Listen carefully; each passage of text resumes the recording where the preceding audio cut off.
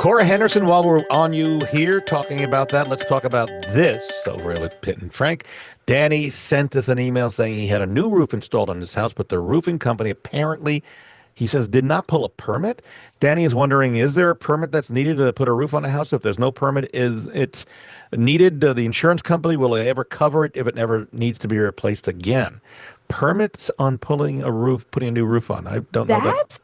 And I'll have Brad jump in. There's no pride of authorship here, but I was not aware of there being a permit being required. In fact, I just had my roof replaced due to hail damage Yeah. from a storm that we suffered earlier in the year. And there was no information, discussed or come across my desk or my email to that effect. So Brad's shaking his head no. So Brad, you Yeah. agree there's no permitting. No, I don't know of any permit, but that also means that, the the quality of the installation is all at the discretion of the person installing it. So, if you have had a roof replaced because there is no government official that's going to come look at that final, installation, make sure that you've got somebody competent within the company, whether it's the company owner or their designated representative, coming out and checking their crew's work after they complete that roofing replacement, because sometimes that their own internal quality assurance check uncovers problems that are at hand.